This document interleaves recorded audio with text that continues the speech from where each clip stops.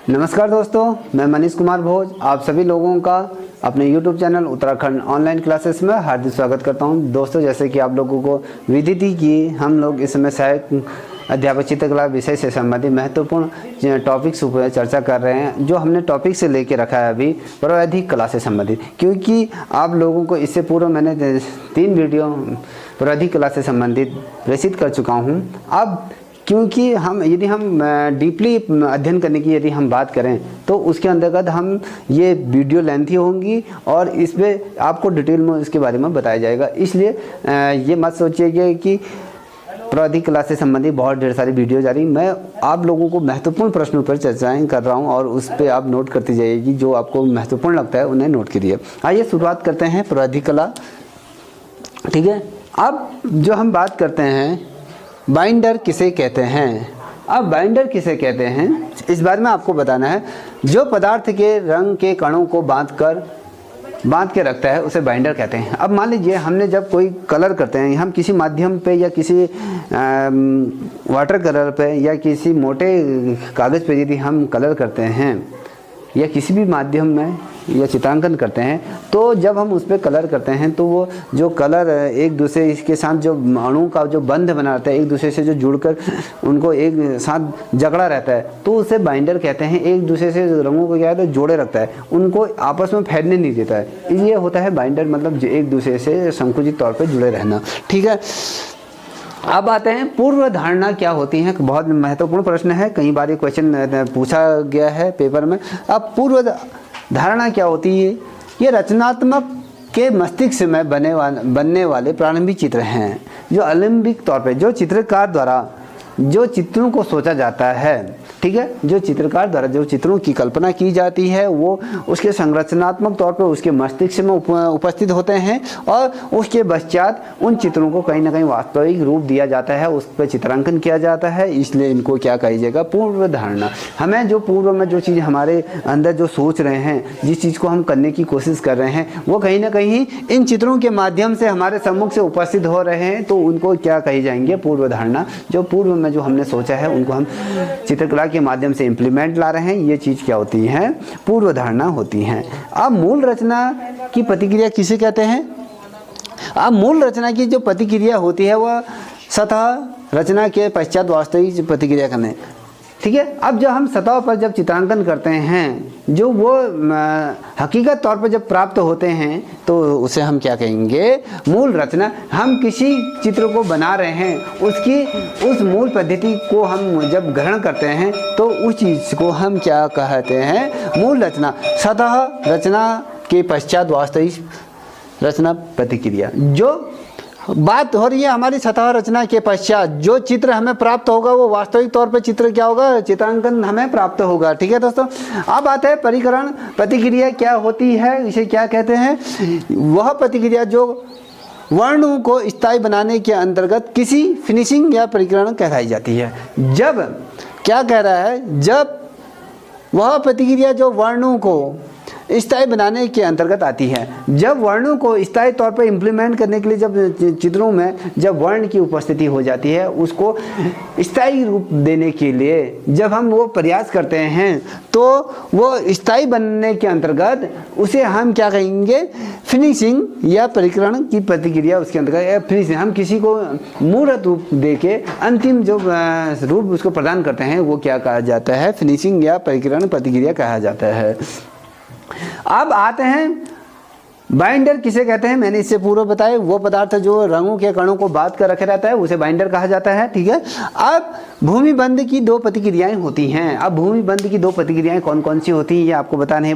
क्या वास्तव में 2 प्रतिक्रियाएं होती हैं या नहीं होती हैं, इस बारे में हम चर्चा कर रहे हैं। जो 2 प्रतिक्रिया होती है वो साइजिंग और प्राइमिंग, वो 2 प्रकार की जो प्रतिक्रिया। साइजिंग जिसमें हम उसको चारों तरफ से किसी चीज़ को कस कर उसे हम चित्रांकन करने की कोशिश करते हैं। अब प्राइमिंग हम उसमें किसी प्रकार का एक कोट करते हैं, कोट का या लेप करते हैं। वो साइजिंग या प्राइमिंग 2 एक प्रकार की होती है जो भूमिबंध को बनाने में हमें करते। भूमिबंध क्या होता है? जब कोई चित्रकार किसी धरातल पर कार्य करता है जो भूमिबंध के अंतर्गत उसको कार्य करता है, और साथ ही इसकी दो प्रतिक्रियाएं इस प्रकार से होती हैं क्योंकि इसमें एक साइजिंग होता है और एक प्राइमिंग होता है। ठीक है, ये बहुत महत्वपूर्ण प्रश्न है, कभी क्वेश्चन आ जाता है भूमि बंध की दो प्रतिक्रियाएं कौन कौन सी हैं, उनके नाम लिखिए। तो साइजिंग और प्राइमिंग वो दो प्रतिक्रियाएं हैं। ठीक है, अब आते हैं मूल रचना प्रतिक्रिया किसे कहते हैं। अब मूल रचना प्रतिक्रिया किसे कहते हैं, मैंने इससे पूरा ये आपको बता दिया है। ये बहुत महत्वपूर्ण प्रश्न है। सतह रचना के पश्चात जो वास्तविक चित्र हमें प्राप्त होता है उसे सतह रचना कहा जाता है। अब अगला प्रश्न है आपके सामने, तैलीय चित्रण हेतु कितनी तुलिकाओं का प्रयोग किया जाए। जब हम ऑयल पेंटिंग की बात करें, जब हम ऑयल पेंटिंग में जब कार्य करते हैं तो उसकी तुलिकाएं कितनी होती हैं, वो कितने प्रकार की होती हैं, हम कितनी तुलिकाओं का प्रयोग करते हैं, इस संबंध में ये पूछ रहा है कि हम कितनी तुलिकाओं का उसके अंतर्गत यूज करते हैं।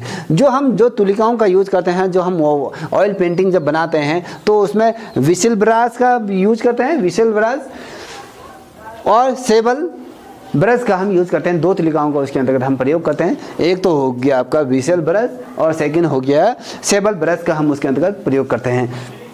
ये ऑयली पेंटिंग के लिए बहुत ज़्यादा महत्वपूर्ण होते हैं। इनको बनाने के लिए जो ब्रशों का जो यूज़ होता है, ये दो प्रकार के ब्रश बहुत महत्वपूर्ण होते हैं ऑयल पेंटिंग के लिए। इसलिए इसे हम तैलीय चित्रण भी कहते हैं, जिसे हम ऑयल पेंट कहते हैं, इसे तैलीय चित्रण के अंतर्गत इसको रखा जाता है।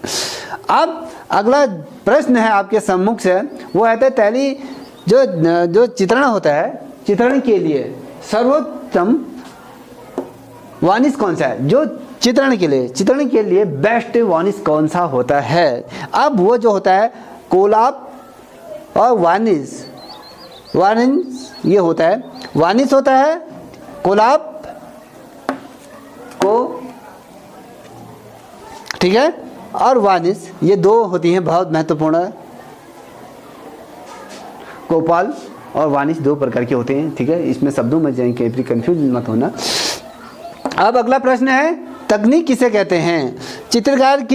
कलाकार की चित्रण रचना की प्रवृत्ति को तकनीक कहते हैं। अब तकनीक, अब ये इससे पूर्व मैंने आपको बताया था तकनीक। अब हर किसी व्यक्ति के अंदर कोई ना कोई ऐसी तकनीक होती है, ऐसी ना कोई ऐसी कलाएं होती है जिसे हम तकनीक के अंतर्गत जोड़ते हैं। मान लीजिए मैं अपनी बात करूं, अब मैं किस तकनीक में कार्य करता हूँ। कोई ऑयल पेंटिंग बनाने में बहुत निपुण होता है, कोई छायाचित्रण बनाने में निपुण होता है, कोई वाटर कलर बनाने में निपुण होता है। जो ये पेंटिंग जो बनाने में निपुण होते हैं, इसके अंतर्गत हम क्या कहते हैं, जो चित्रण के लिए जो बेस्ट जो वानिश होता है, या मैं कहूँ ये जो तकनीक होती है, वो कलाकार की जो रचना की प्रवृत्ति होती है, जो कलाकार होता है वो किस माध्यम से, वो किस प्रकार के चित्रों को चित्रांकन कर रहा है, ये इस पर निर्भर करता है कि वो क्या उस चीज़ को, अपनी जो तकनीक है उसको और अच्छी तरह बेहतर तरीके से निखार पा रहा है या नहीं निखार पा रहा है। ये होती है आपकी तकनीक किसे कहते हैं, ये इसके अंतर्गत आता है। अब दोबारा सुन लीजिए, तकनीक किसे कहते हैं। कलाकार की चित्र रचना की प्रवृत्ति को तकनीक कहते हैं। जो चित्रकार जिस प्रकार की जो चित्रांकन करता है, जिस माध्यम में कर रहा है, उसको वो तकनीक कहा जाता है। ठीक है, अब स्तंजन लघुता क्या है। जो स्थिति लघुंजन क्या है, कभी क्वेश्चन है। ये किसी निश्चित कोण, क्या होता है, ये किसी निश्चित कोण से वस्तु को देखने पर जो लघुता प्राप्त होती है। जब किसी निश्चित कोण से किसी चित्र को देखने पर जो हमें जो लघुता जो प्राप्त होती है, उसे स्थितिजन कहा जाता है। ये महत्वपूर्ण प्रश्न है क्योंकि आए दिन एग्जाम में ये प्रश्न पूछे जाते हैं। अब अगला प्रश्न आपके सम्मुख से है, चित्रण में वानिश कब करनी चाहिए। अब जब आप चित्रण कार्य कर लेते हो, जब चित्र बना लेते हो, तब उसमें वानिश कब करना चाहिए। क्या वो जब सूख जाता है तब करना चाहिए, या जब गीला होता है तब करना चाहिए, या जब आप बनाने से पूर्व या तब करना चाहिए। ये कब करना चाहिए, वानिश कब करना चाहिए, ये आपको बताना है। जब चित्र पूर्ण रूप से क्या हो जाता है, सूख जाता है, तब वानिश की जाती है, तब उसको किया जाता है। यदि आपका चित्र गीला है तो आप वानिश करने की सोच रहे हो, तो आपका चित्र अच्छी तरह से ख़राब हो जाएगा। जो आपकी जो कलर जो किए हुए हैं वो अच्छी तरह से फैल जाएगा, कहीं ना कहीं वो आपका चित्र बहुत ज़्यादा बेकार, वो सिकुड़पन जो जिस धरातल पर आपने बना या कपड़े पर बना रखा है, या फिर कागज़ पे बना रखा है, या फिर ऑयल पेंटिंग में बना रखा है, तो जब हम वानिश करते हैं तो जब चित्र अच्छी तरह से सूख जाता है तो उसमें एक चमक लाने के लिए हम वानिश करते हैं, क्योंकि कला को एक अच्छी तरीके से हम उसको निखार सकें, इसलिए इसका कार्य इसके अंतर्गत होता है। ठीक है, अब आते हैं तेल रंगों को पेस्टल पर मिलाने। दोस्तों मैं आपको जो बता रहा था, जो तेल रंगों को जो प्लेट पर जब मिलाते हैं तो हम किसकी सहायता से उसको मिलाते हैं। आपने ट्यूब जो ऑयल पेंट होता है, आपने ऑयल पेंट को जब निकालते हैं किसी धरातल पर या किसी वस्तु पे तो निकाल कर जब हम पेंट करते हैं तो वो किस के माध्यम से निकालोगे, वो पूछ रहा है किस माध्यम में उसका प्रयोग करेंगे। तेल रंगों को पेस्टल पर मिलाने के लिए किसका प्रयोग किया जाता है। तो जब इस चीज़ को जब हम मिलाते हैं तो प्लेट नाइफ का एक लकड़ी का होता है, उसका हैंडल लकड़ी का होता है, और आगे से उसका ये स्टील का होता है या जो टीन का होता है, वो उस चीज़ का लोहे का बना होता है। उससे हम क्या करते हैं, ऑयल पेंटिंग को एक दूसरे से मिक्स करते हैं। वो अच्छी तरह से उस माध्यम से अच्छी तरीके से वो मिक्स हो जाता है। इसलिए इसे हम जब कहते हैं कि तेल रंगों को पेस्टल पर मिलाने के लिए किसका प्रयोग किया जाता है, वो पेस्टल नाइफ का उसका प्रयोग किया जाता है। अब जिंक वाइट, अगला प्रश्न है जिंक वाइट तथा फेकल वाइट में से सबसे अधिक घना कौन सा होता है। जो इन दोनों में सबसे अधिक घना कौन सा होता है, वो फ्लैक वाइट पेपर जो होता है वो सबसे अधिक घना होता है। जिंक वाइट तथा फ्लैक वाइट में से सबसे अधिक घना कौन सा होता है, तो फ्लैक वाइट सबसे ज़्यादा घना होता है। ठीक है दोस्तों, अब आते हैं ईजल। ईजल किसे कहते हैं, ईजल किसे कहते हैं, बहुत महत्वपूर्ण प्रश्न है। ईजल तैलीय चित्रणों को जिस स्टैंड पर रख कर चित्रण किया जाता है उसे ईजल कहते हैं। जब हम ऑयल पेंटिंग करते हैं तो ऑयल पेंटिंग बनाने के लिए जिस धरातल का हम यूज़ करते हैं, जिस माध्यम में हम उसको चित्रांकन करते हैं, तो उसे ईजल कहते हैं। मान लीजिए हम किसी स्टैंड पर हम ऑयल पेंटिंग बना रहे हो, तो जो स्टैंड को हम क्या कहेंगे, ईजल। हम देखिए, हम जब मान लीजिए हमने किसी प्रकार का एक कैनवास लिया, कैनवास को हमने किसी स्टैंड पर कस के रख दिया, तब जब हम उसको चित्रांकन करते हैं तो वो ईजल कहलाया जाता है। ठीक है दोस्तों, अब अगला प्रश्न आपके सम्मुख से, जल रंग तथा तेल रंग में कौन सा सबसे अधिक धरातल पर कार्य करते हैं। देखिए, पुनः मैं इस शब्द को दोहरा रहा हूँ, जल रंग तथा तेल रंग कौन कौन से धरातल पर कार्य करते हैं। अब हम बात कर रहे हैं, एक तरफ वाटर कलर की बात कर रहे हैं, दूसरी तरफ ऑयल पेंटिंग की बात कर रहे हैं। ये दो कलर जो बनाते हैं, जो दो कलर में जो कार्य होता है, वो किस धरातल पर इसे हम चित्रांकन करते हैं, कार्य करते हैं, इस पर हम करते हैं। अब वो बताना है। अब कैंट फैबियानो स्टैंड और प्लस कार्ट्रिज व्हाइटमैन, इन दो धरातलों पर इसका हम कार्य करते हैं। अगर हम बात करें, जो जल रंग होता है कैंट फैलियोनो साइंड में इसका हम प्रयोग करते हैं, और हम जो तेल रंग का जो प्रयोग करते हैं कार्ट्रिज व्हाइटमैन पेपर पर हम इसका कार्य करते हैं। ठीक है, आप कहते हैं असली का तेल तारपीन के तेल पर कितना मिलाना चाहिए। जो असली और जो तारपीन का तेल हो, उन दोनों को कैसे मिलाना चाहिए, कितना परसेंट मिलाना चाहिए। इनको 50% मिलाना चाहिए, मतलब आधा आधा इनको आपस में मिलाना चाहिए। ठीक है, अब जो अगला प्रश्न आपके सम्मुख से आ रहा है दोस्तों, वो है आपके जल रंग के लिए कौन सी तुलिका सर्वश्रेष्ठ होती है।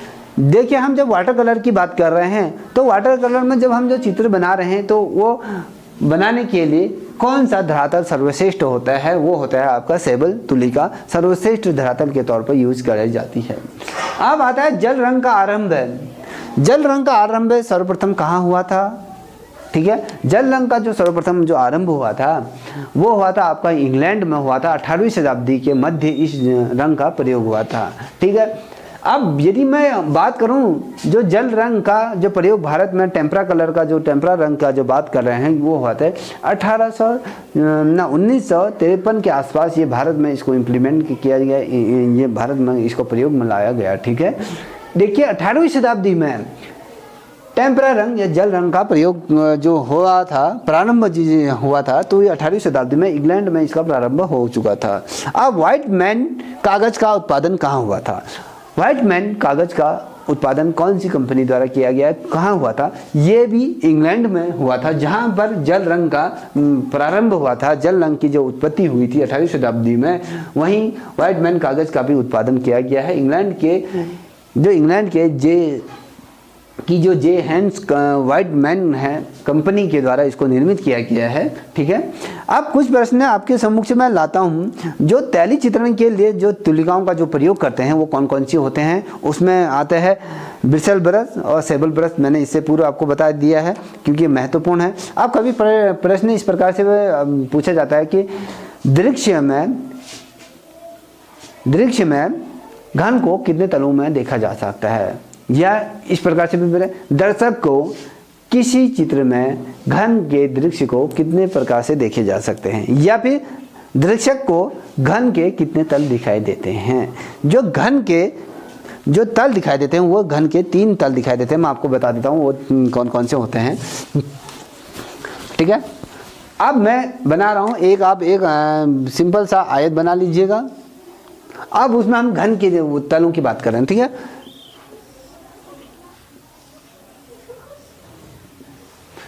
इसको देख लीजिए क्योंकि महत्वपूर्ण है। ये 3 तल इसके दिखाई देते हैं, पहला, दूसरा, तीसरा, ये 3 तल घन के दिखाई देते हैं, 3। ठीक है, अब ये इसलिए भी महत्वपूर्ण हो जाता है क्योंकि ये चीज़ें एग्जाम में पूछी जाती है। ये वाला प्रश्न तो एग्जाम में 100% पूछा जाता है, इसलिए मैं आपको ये बताने की कोशिश करता हूँ। अब अगला प्रश्न है, जो वाइटमैन कागज के उत्पादन कहाँ से हुआ था, वो इंग्लैंड से हुआ था। टी हार्डमैन कंपनी द्वारा इसको प्रतिपादित किया गया था। अब जल रंग में हाईलाइट दर्शाने के लिए कौन सा भाग छोड़ा जाता है, आपको ये बताना है। जो इसमें क्या होता है, जब हम जल चित्रण जब कार्य करते हैं तो उसका एक वाइट पेज ऊपर का थोड़ा सा छोड़ देते हैं, जिससे कि हमें क्या आता है, जल रंग में हाईलाइट उसको दर्शा सकते हैं, इसलिए उसका वाइट पेज उसको छोड़ा जाता है अगल बगल से। ठीक है, अब तकनीक के प्रयोग की दृष्टि से जल रंग कितनी श्रेणियों में विभाजित है। अब तकनीक की दृष्टि से बात कर रहे हैं हम। अब तकनीक की दृष्टि से जल रंग को कितने भागों में विभाजित किया गया है, इसे 2 भागों में विभाजित किया गया है, एक पारदर्शी, एक अपारदर्शी के तौर पे इन 2 भागों में से दर्शाया गया है। जिसमें पारदर्शी में के अंतर्गत उसमें आ जाता है आपका वाश, प्राइमर, स्पाइजिंग, हैजिंग, ये चीज़ें इसके अंतर्गत आ रहे हैं। अपारदर्शक के अंतर्गत स्टाइलिंग, कंपोजिंग, ड्राइंग ब्रश इत्यादि इसके अंतर्गत ये चीज़ें आ जाती हैं। ठीक है दोस्तों, अब गवास किसे कहते हैं, कभी ये क्वेश्चन आ जाता है, ये भी बहुत महत्वपूर्ण प्रश्न होता है। गवास किसे कहते हैं, गवास के बारे में भी देख लीजिए। हम गवास को भी देख लेते हैं क्यों अब ये गवास क्या है। अब ये गवास जो होता है ये क्या है, जल रंग को अपारदर्शक गोंद मिश्रण के प्रयोग करने से जो बॉडी कलर जो प्राप्त होता है उसे गवास कहते हैं। जब हम जल रंग से एक बॉडी कलर जो प्राप्त करते हैं उसे हम क्या कहते हैं, गवास कलर कहते हैं, इसे गवास इसे ही कहते हैं। ठीक है, इसलिए क्योंकि दोस्तों ये वीडियो इसलिए भी लेंथी होगी क्योंकि हम अब मेरी कोशिश ये रहेगी कि इसी पार्ट में पूरा चैप्टर समाप्त कर दूँ, मगर हो नहीं पाएगा। दोस्तों यदि आपको ये वीडियो पसंद आई हो प्लीज़ इसे लाइक, शेयर, कमेंट करना ना भूलें। अब आता टेम्परा चित्रण में माध्यम के रूप में किसका प्रयोग किया जाता है। अब माध्यम के प्रयोग में अंडा अथवा दूध या गोंद के प्रयोग किया जाता है इसके अंतर्गत। ठीक है, अब हम बोलते हैं स्टाइल शब्द किससे बना है। लातीन शब्द से स्टाइल शब्द का निर्माण हुआ है। अब आता है संयोजन किसे कहते हैं। कलागत तत्वों का कलात्मक अंकन, कलात्मक तत्वों का कलात्मक अंकन। देखिए, कलागत तत्वों का कलात्मक अंगन को क्या कहते हैं, संयोजन कहा जाता है। इन दोनों का जब समावेश होगा तब कलागत शब्द का प्रयोग किया जाता है। अब ग्राफिक किसे कहते हैं। अब ग्राफिक चित्र किसे कहते हैं, कभी क्वेश्चन आ जाता है। ग्राफिक एक धरातल पर अंकन करके दूसरे पर छापना। देखिए, फोटो कॉपी की बात कर रहा हूँ मैं। जैसे मान लीजिए एक पेंटिंग बनी है, उसी को दूसरे धरातल पर छाप कर उसकी दूसरी पेंटिंग बनाई जाती है, तो उसको क्या कहते हैं, ग्राफिक। मतलब एक फोटो कॉपी से दूसरी फोटो कॉपी को निर्मित करना। जो आज हम एक फोटो कॉपी का जो बात करें वो भी ग्राफिक पेंट के अंदर ही आता है। ठीक है, हूबहू उसी प्रकार की डेंसिटी हमें देना, हूबहू उसी प्रकार की जो चीज़ें हैं, जो चित्र है, जो लेख है, उसी को उसी प्रकार से छाप देना, ये क्या कहा जाता है, आपका ग्राफिक प्रिंट कहते हैं इसको। ठीक है, अब ग्राफिक के अंतर्गत कौन कौन सी प्रविधियां आती हैं। अब देखिए, एचिंग, बोर्डिंग, एल्गोलिंग आदि इसके अंतर्गत आती हैं। अब एचिंग, वुडिंग, ये क्या है, ग्राफिक के महत्वपूर्ण अंग हैं। अब मैं बात करूं अगले प्रश्न की, रंग। ठीक है दोस्तों, अब मैं जो बात कर रहा था आपसे, रंग पेस्टल किसे कहते हैं? जो रंग पेस्टल मतलब जो रंगों को हम मिलाते हैं, जैसे मान लिया हमने वाटर कलर को हम किसी माध्यम में या किसी प्लास्टिक की प्लेट या लकड़ी की प्लेट में जो उसको मिश्रण करते हैं उसे प्लेट कहा जाता है, क्योंकि हम उसी माध्यम, आज की या दूसरे शब्दों में जो जिनके पास पैसे नहीं हो पाते हैं या कुछ नहीं होता है, वो क्या करते हैं, घर में जो प्लेट होती हैं उसका भी यूज करते हैं, ठीक है, या थाली का यूज करते हैं, उसमें चारों तरफ अलग अलग पेंट उनको डाल के उसमें मिक्स करते हैं। जो इसकी जो बात करूं, जो हम रंगों को जो मिश्रण करते हैं या लकड़ी के प्लेट में या फिर प्लास्टिक के प्लेट में ही इसको करते हैं। अब सलोन शब्द क्या है? ये सलोन शब्द क्या है? ये क्या है? एक फ्रांस की ये वार्षिक कला प्रदर्शनी को सलोन कहा जाता है। कभी क्वेश्चन आ जाता है कि सलोन किससे संबंधित है? ये फ्रांस की एक वार्षिक कला प्रदर्शनी को ही सलोन कहा जाता है, ये इसलिए महत्वपूर्ण होता है। ठीक है, अब टेम्परा चित्रण के लिए कौन से ब्रश प्रयोग में लाए जाते हैं? अब टेम्परा कलर के लिए मैंने आपको बताया, सेबल ब्रश और बिसेल ब्रश, दो ब्रशों का हम यूज करते हैं। ये क्या होता है, चित्रण, टेम्परा चित्रण करने के लिए इन ब्रशों का प्रयोग किया जाता है। अब ब्लेडिंग किसे कहते हैं? ये दो रंगों के कोमल पूर्व कैनवास पर तुलिकाओं के मिश्रण से जो तैयार करना होता है, इसे बेसलिंग कहा जाता है। ठीक है, ब्लेडिंग। ठीक है, अब आते हैं ब्रोकन कलर किसे कहते हैं? बहुत महत्वपूर्ण प्रश्न है, देख लीजिएगा, नोट कर लीजिएगा आप। अब ब्रोकन कलर किसे कहते हैं? बिना किसी मिश्रण के रंग के अलग अलग टोन लगाना जो मोजाइक के समान प्रभाव उत्पन्न करते हैं। अब देखिए, बिना किसी मिश्रण के अलग अलग रंगों को मोजाइक टोन प्राप्त करना। ठीक है, अब मोजाइक जो स्टोक होता है उसे जब प्राप्त करने की बारे में बात कर रहे हैं कि समान प्रभाव को जब उत्पन्न हो जाता है तो इसे ब्रोकन कहते हैं। अगर मैं ये कांस्टेबल द्वारा जो इसकी जो बात कही गई थी, जो इसको रखने की जो बात कही थी, 1776 से 1837 के मध्य सर्वप्रथम इसका प्रयोग अपने प्रकृति चित्रों के लिए और अपने जो उनके जो माध्यम से, जो अलग अलग माध्यमों से जो चित्रांकन किया गया था, सर्वाधिक उनके द्वारा जो चित्रांकन किया था वो प्रकृति चित्रांकन किया था, उसके लिए इसका प्रयोग किया जाता था। ठीक है, अब जो महत्वपूर्ण प्रश्न है, मैं इसके बाद आपके लिए एक प्रश्नावली लाऊंगा जो परीक्षा के दृष्टिकोण से महत्वपूर्ण होगी। वही प्रश्न एग्जाम में पूछे जाते हैं, इसलिए मैं उन्हीं को लाऊंगा। अब मिश्रण माध्यम किसे कहते हैं? एक से अधिक माध्यम का एक साथ चित्रण करना मिश्रण कहलाया जाता है। मान लीजिए हमने एक ही माध्यम में अलग अलग चित्रों को चित्रांकन करा तो ये क्या होता है? मिश्रण चित्रांकन कहलाया जाता है। ठीक है, अब नाइफ पेंटिंग किसे कहते हैं? ब्रश के स्थान पर, देखिए नाइफ पेंटिंग, कभी क्वेश्चन आ जाता है कि नाइफ पेंटिंग किससे संबंधित है? अब ब्रश के स्थान पर नाइफ का प्रयोग किया जाता है, नुकीली वस्तु का प्रयोग किया जाता है, उसे नाइफ पेंटिंग कहा जाता है। अब कभी नेल पेंटिंग के बारे में आ जाता है, जो आपके नाखून होते हैं ना, नाखून विषय के द्वारा भी आपकी पेंटिंग बनाई जाती है, उसे नेल पेंटिंग भी कहा जाता है। ठीक है, आप पेस्टल चित्रों की सुरक्षा हेतु किसे प्रयोग में लाया जाता है? अब जो पेस्टल चित्रों को सुरक्षित करने की यदि बात करें तो फेस्टेबल जो रेजिन तथा जल्दी सूखने वाले फॉर्म में जो प्राप्त होते हैं, इनका प्रयोग पेस्टल चित्रों को सुरक्षित रखने के लिए किया जाता है। अब कभी कोई प्रश्न आ जाए, फेरेस्को की दो तकनीक कौन कौन सी है? फेरेस्को बोन और फेरेस्को ब्यून। फेरेस्को सेक और फेरेस्को ब्यून, दो ये शैलियाँ होती हैं जो फेरेस्को की दो तकनीक होती हैं, इसके अंतर्गत आते हैं। प्रथम ग्रेफाइट पेंसिल का प्रयोग कब किया गया था? कभी क्वेश्चन आ जाएगा तो ये 1662 में पहली ग्रेफाइट पेंसिल का प्रयोग किया गया था। ग्लेजिंग किसे कहते हैं? कभी क्वेश्चन आ जाता है। ग्लेजिंग रंग की एक परत जो जल्दी सूखने की दशा में दूसरी परत को लगाने पर जो नीचे की परत दिखाई देती है उसको क्या कहते जाते हैं, ग्लेजिंग कहा जाता है। एक परत पहले हमने जब कलर कर लिया, उसके पश्चात वो जब सूख जाती है तो उसके ऊपर जो दूसरी परत लगाते हैं पेंटिंग या पेंट की, तो क्या होता है जो नीचे की जो परत होती है वो उसकी डेंसिटी पावर बहुत अधिक होती है, और फिर जब दूसरी परत लगाते हैं तो वो दिखना शुरू हो जाती है, तो वो उभर के बढ़िया तरीके से सम्मुख से आते हैं। इसे क्या कहते हैं, ग्लेजिंग कहा जाता है। ठीक है, आप दृष्टिगत मिश्रण किसे कहते हैं, कभी क्वेश्चन आ जाता है दृष्टिगत मिश्रण किसे कहते हैं। दो रंगों के प्रत्यक्ष धरातल पर पास पास लगाकर मिश्रण का भाव जो उत्पन्न करते हैं, दो मिश्रणों को जो धरातल के पास पास जब हम यूज करते हैं तो उसको क्या कहते हैं, दृष्टिगत मिश्रण कहते हैं, क्योंकि हम किसी धरातल के संपर्क में दो चीज़ों को हम इंप्लीमेंट ला रहे हैं। ठीक है,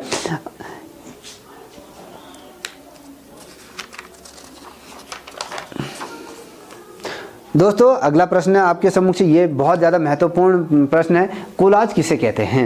आपने देखा होगा तो धरातल पर यदि हम चित्रांकन करने की बात करें तो क्या होता है, विभिन्न स्थानों पर विभिन्न वस्तुओं को चिपका कर जो चित्रांकन किया जाता है उसे कोलाज कहते हैं। जब कागज़ के छोटे छोटे कतरन या कपड़े के छोटे छोटे कतरनों को चिपका के जब कोई धरातल जो कोई चित्रांकन किया जाता है तो उसे कोलाज कहा जाता है। छोटे छोटे फेरेस्को, पिकासो तरह ब्राज ने घनवाद का जब कार्य किया था तो इसको बढ़ावा दिया था, जो कोलाज को उनके द्वारा ही निर्मित किया गया था। जब उनके छोटे छोटे चित्रों को जब बनाया, जब घनवाद चल रहा था, जब प्रभाववाद का जब समय चल रहा था, उस समय इस चीज़ को बनाया जा रहा था। तो ये ब्रास प्लस जो पिकासो हैं जो बहुत ज़्यादा महत्वपूर्ण बन जाते हैं अपने आप में, जो चित्रकार, उनके द्वारा की खोज की गई थी, उनके द्वारा इसको किया गया। ये जो इसका जो पहला जो कोलाज जो पहला चित्रांकन हुआ था वो घनवाद के अंतर्गत ही पिकासो द्वारा किया गया था। ठीक है,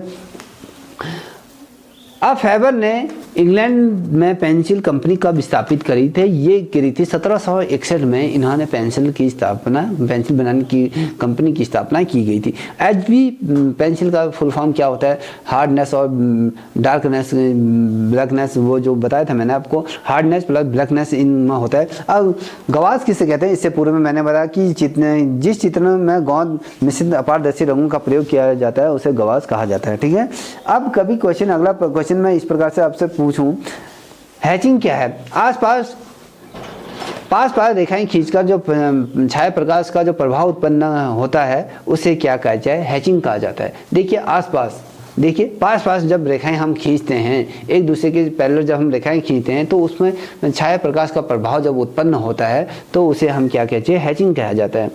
अर्थसार क्या होता है, रूप के अंदर निस्वार्थ भाव का जो अर्थसार जो प्राप्त होता है उसे हम अर्थसार कहते हैं। निस्वार्थ भाव से जो किया गया अंकन को अर्थसार भाव कहा जाता है। ठीक है, अब लघु चित्रांकन किसे कहते हैं। अब जो पुस्तकों के जो पृष्ठ पर या कागज के पृष्ठों पर या वस्तुओं के जो टुकड़ों पर जब सूक्ष्म बारीकी तौर पर जब अंकन किया जाता है, जब चित्रांकन किया जाता है, जो छोटे छोटे चित्र जब बने जाते हैं, जैसे हम राजस्थानी शैली की बात करें या फिर मुगल शैली की बात करें या पहाड़ी शैली की बात करें, तो उसके अंतर्गत हमें ये चीज़ देखने मिलता है। तो लघु चित्रांकन उसके अंतर्गत हमें देखने को प्राप्त होता है। अब छवि चित्र किसे कहते हैं, ये फोटोग्राफ की एक कला है जिसके अंदर ये चीज़ें देखी जाती हैं। अब तारपीन का तेल कहाँ प्राप्त होता है, ये चीड़ के पौधों से तारपीन का तेल प्राप्त होता है। ठीक है दोस्तों, यदि आप लोगों को ये वीडियो पसंद आए प्लीज़ इसे लाइक शेयर कमेंट जरूर करें। इससे अगली वीडियो में प्रश्नोत्तर वाली लाऊंगा जो एग्जाम के दृष्टिकोण से बहुत महत्वपूर्ण होने वाली है। ठीक है, जय हिंद जय भारत।